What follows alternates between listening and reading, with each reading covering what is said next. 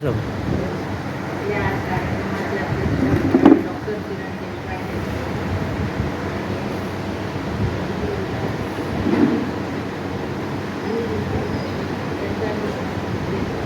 Doctor किरण देशपांडे अंजली त्या मोठ्या ताई माईक जवळ घ्या. पहिल्यांदाच स्टेजवर उभी होते, त्यामुळे मला थोडंसं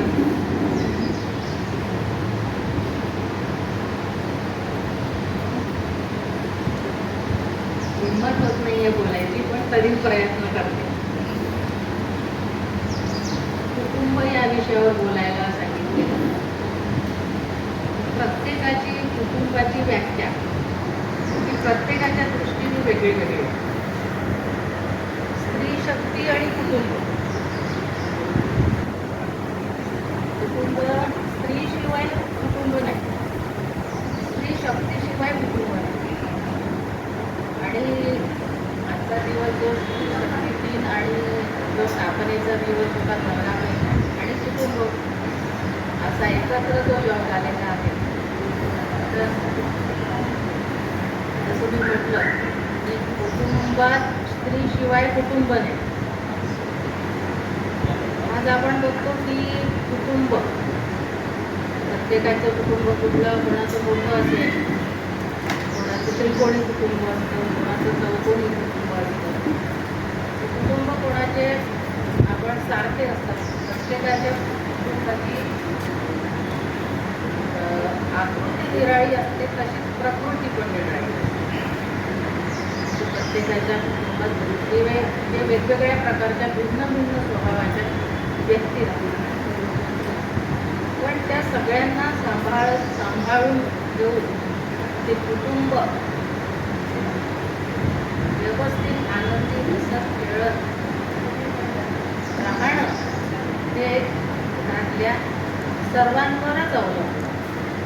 कुठली एकटी व्यक्ती त्याला जबाबदार कुणामुळे कुटुंब स्थिर आहे, कुणामुळे हसत आहे, कुणामुळे ठीक आहे. त्या घरी प्रत्येकाला टाइमपास. प्रत्येकाची जबाबदारी आहे की हे कुटुंब आपलं टिकवून ठेवणं ही घरातल्या प्रत्येकाची जबाबदारी.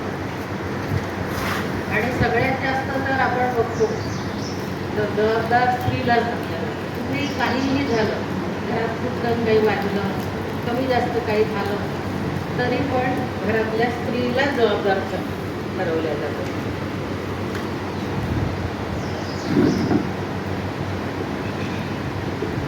कारण तिच्यामध्ये सगळं सांभाळून घेण्याची क्षमता.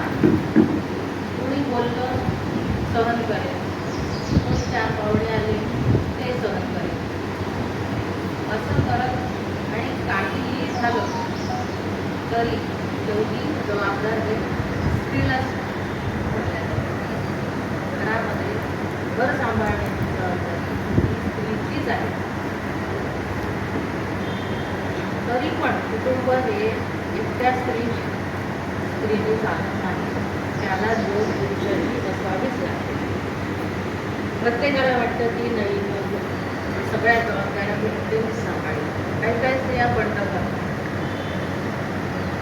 की म्हणजे आलं होतं की बांगड्यात घालायचं का, साडीची असायची का, मग आता आपण जे स्वरूप बदललेलं स्वरूप बघतो. आणि काही ठिकाणी आहे आपण 10% स्त्रिया बघतो, सगळ्या स्त्रिया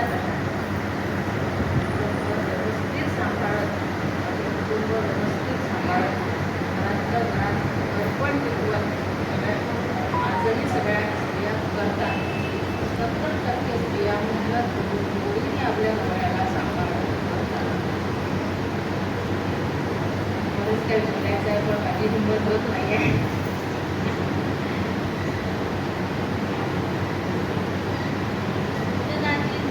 जशी मुलगी करते, आपण स्त्रीच आहे. नवीन निर्मिती ही जशी मुलगी करते, तशी स्त्री आहे. स्त्रीमुळेच नवीन निर्मिती आहे, स्त्रीमुळेच कुटुंबाची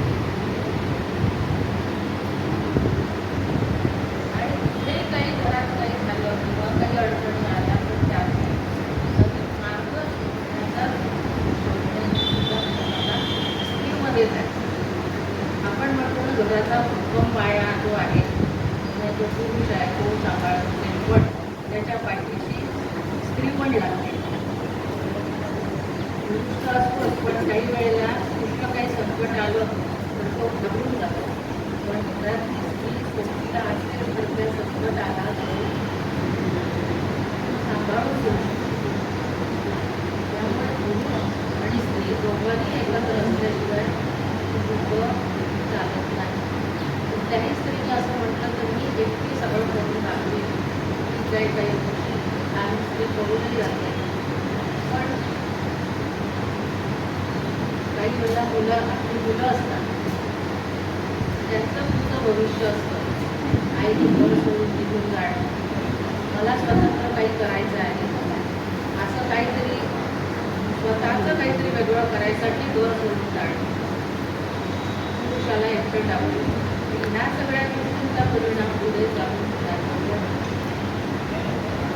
असा बंड पुकार न पुकार, ठीक आहे, बंड पुकारलंय तरी पण ते घरात राहूनही तुम्ही सगळं करू शकता. कारण आपल्या अपत्यांवर त्याचा बरा वाईट परिणाम. शेवटी घराचा प्रकाश कोण आहे? एखादं घर बोगं दिसतं ते कुणामुळे? आता एखाद्या घरात स्त्रीच नाही, माणूस नाही, माणसंच माणसं, त्या घराची अवस्था कशी असते? आणि एखाद्या वेळेला त्या घरात स्त्री असेल, मुलगी असेल, त्या घराची अवस्था कशी असते? चालू शकतो, काही चालू शकत असेल तरीही मला असं वाटतं की घरात माणसं